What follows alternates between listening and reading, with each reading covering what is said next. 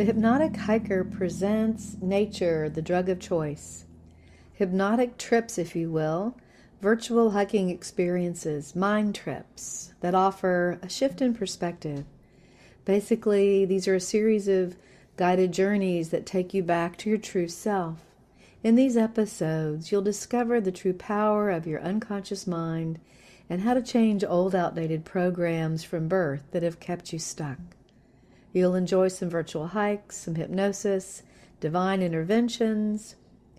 You'll learn walking meditations. By the way, I've been a clinical hypnotherapist since 2002. We'll explore the importance of staying connected or reconnecting to your wild child, to be in touch with our primitive minds, our instincts. We'll talk about how the modern world has tried to change us into cogs of a machine. I'll dive into mass hypnosis and the concept of transhumanism. We'll even explore regenerative ranching and agriculture.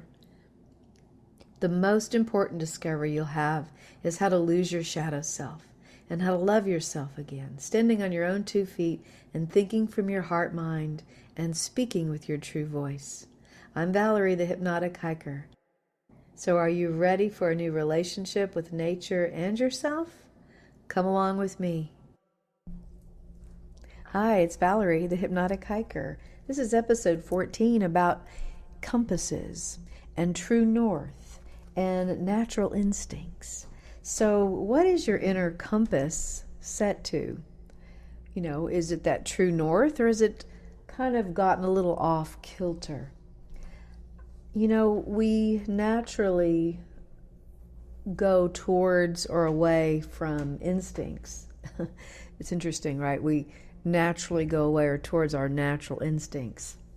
And what I mean by going away naturally is that sometimes technology has taken over, and so we naturally go away from those natural inner instincts that we used to gravitate towards. So this episode is from a talk that I gave at around 2010, and it was way before the phones that are as smart as they are now were smart. But I could see that this was starting to really change people, and it's not gotten any better. But just bear with me here.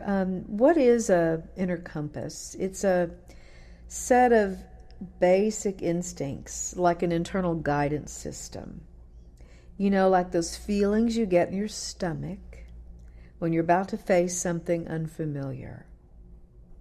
It is the way your body kind of taps you on the shoulder to let you know how you feel about something, or that you maybe should notice a feeling about something. It could then create an anxiety response so that you have the energy to take action. So noticing this feeling and taking action is an indication that your inner compass, those natural guidance systems, those instincts are working. So some of the other indications that your inner compass is set is those hunches that tells you to call someone or to take a different route, or cravings for a particular kind of food that's healthy, not unnatural cravings for sugar, etc. It's also can be indicated by just a really solid commitment to a decision that you've made without being able to really verbalize why. And then also knowing what to do to care for someone, a person or a pet that is ill or in a time of struggle, that we kind of just instinctively know what to do. This is your internal guidance system. And so do you trust it? Not trusting it tends to throw it off. If you stop relying on your own internal compass, you lose touch with it. And then you are being more guided by circumstances rather than yourself. Dependence on technology has created an out-of-touch situation with our internal guidance system.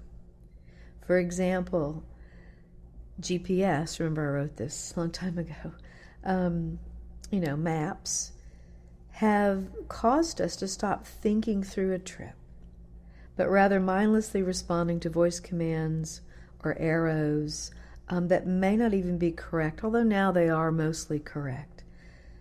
But we used to drive from point A to point B. We would have a map that we would look at, and we'd know what direction north was. And if we didn't really know, then we had a compass on the dash. Being disconnected to your instincts is a problem because, as you can imagine, being disconnected means you're no longer trusting yourself. We are not fully being our powerful instinctive selves, which is how we survive. One of my favorite books is called Dance of the Moon, and in it, one of the lines was, "Our ancestors once lived in tune with their bodies and the life processes of Earth. In our modern day society, do we even ever notice what is really going on above? Like the phase of the moon, sound of the wind, where the Big Dipper is." I think it's really always in the same place. Can we even see the stars with all that excess lighting going on at night? Reading the sky was once how people survived. It was instinctive. An internal hunch told them, I'm guessing, to look up and to notice, to pay attention, and they did, and so they were able to farm better, to survive. And another great book about nature and our relationship with it is The Spell of the Sensuous. Thank you, Greg, for giving that to me. It brings up the idea that the written word began our instinctual disconnect or decline. The hills, I'm quoting from the book, the hills and bending grasses once spoke to our tribal ancestors, the same way written letters and words now speak to us. And they used to use elements in nature in order to convey an idea or a place, such as, "It happened at whiteness spreads out, descending to water." Can you guess what natural element they're describing? Whiteness that spreads out, descending to water. So how did Western civilization become so estranged from non-human nature, so oblivious to the presence of other animals on the earth, including our own personal ecosystems, our bodies? So far, we have not trusting ourselves, the written word, and technology.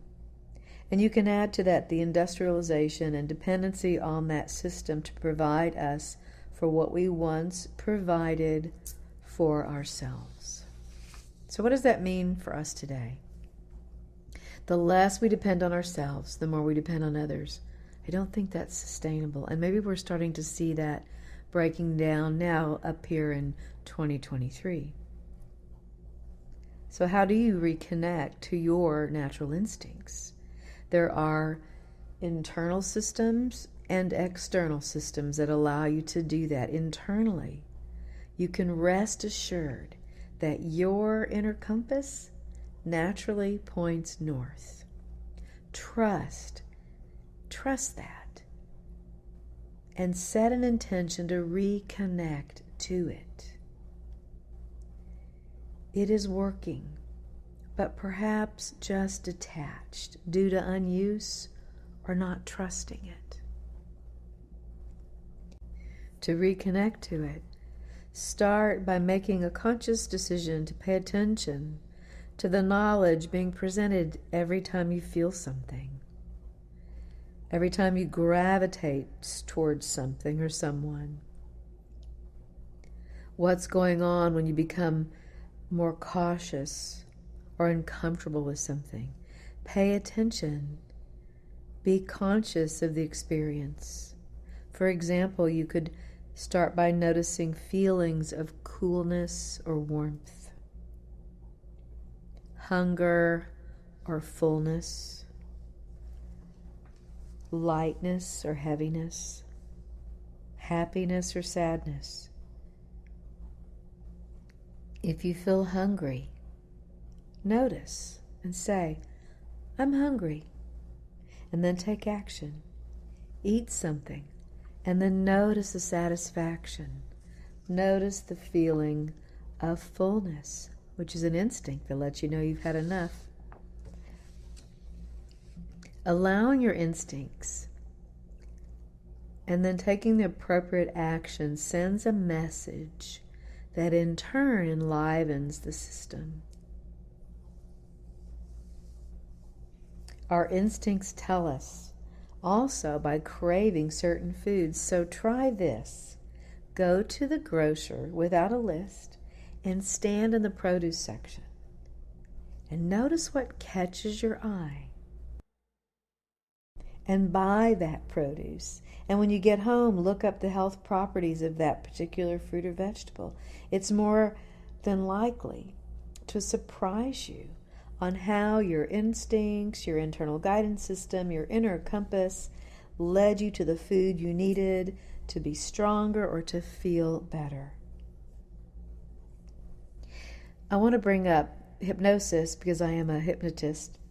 And in hypnosis, a client can, in that state of trance, can get in touch with the cause of a particular problem that they were unconscious of. Our bodies and minds know much more than we realize. So that's on the internal side. On the external system side, nature is your reset. If you're out of balance, you can relax knowing that nature isn't. It naturally has a balancing tendency or quality. There's also great intentionality in nature. That's why we feel at peace there. The natural world doesn't need us. It exists beautifully when we go away. Have you heard about the regrowth at the once disaster site at Chernobyl? It is now a lush forest with bears and wolves, deer, many small animals and birds, and they are all healthy and thriving. Also, nature doesn't complain.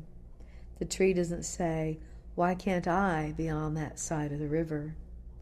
And the bush doesn't gripe, "If only I had flowers, then I would be liked more." That intentionality is powerful, and when we step into it, it has an immediate effect. It reorients your compass to your true north. So you can reorient your compass by external and internal actions. So how does hypnosis fit into this? Well, you can be in nature via hypnosis. It's a state of mind, a focused, concentrated state, or a state of receptivity. And in that state, the hypnotist could guide you to a memory of being in nature, or to create one through suggestion. I like to connect my clients to the different elements, to remind them of the air, the element of air, and how refreshing it is. To imagine them breathing in fresh air to support ongoing relaxation. To connect them to water, the element of water, for cleansing and soothing properties. The sound of water, the feeling of getting into a very clean, cool pond of water or pool of water. The element of fire or the sun, for energy, for creativity. And then the sense of the soil, the earth, that grounding property. So I have them imagine breathing in the fresh air, cleansing themselves in the water, balancing their body or their energy system, feeling the sunlight and allowing the sun to relax any tension in their body. And then to imagine the earth is pulling through the bottoms of their feet, negativity, toxins, etc. The unconscious does not know the difference between imagination and reality. So if you can't get out in nature, the body responds to these natural images and suggestions as if it was actually in nature. Your body and mind respond to the inner images and experience of nature and benefit from this mental hypnotic natural retreat. Hypnosis is a tool to help you reconnect to your natural inner compass and to perhaps chart a better course in life. Benefits include being more alert and focused, which keeps you safe, being emotionally more grateful and appreciative, which keeps us joyful, and being physically more relaxed and calm, which helps us to stay younger. Hey, if you want to switch to more of a two-sided conversation, then send me an email, Valerie, Valerie, @hypnotictrip.com. And if you're going to do drugs, do nature. Nature, it's the drug of choice. Join me in a couple of weeks for episode 15. The name of it is loosely titled, Have Mercy on Me. Until then, get out there. Nature heals. Also, I'd appreciate rating this show, maybe reviewing it, sharing it on social media. Thanks again. And now a word from our sponsor, Simply Organic Soap. The podcast is sponsored in part by Simply Organic Soap, maker of plant-based organic soaps, lotion bars, salts, and other bath products infused with essential oils to care for your skin and keep you connected with nature. Take a bath on the wild side with the Simply Hypnotic Soap, inspired by me, the Hypnotic Hiker. You can order this soap and all their other products online at simplyorganicsoap.com and follow them on Instagram and Facebook to stay up to date with their latest products. By the way, those products are made in Texas.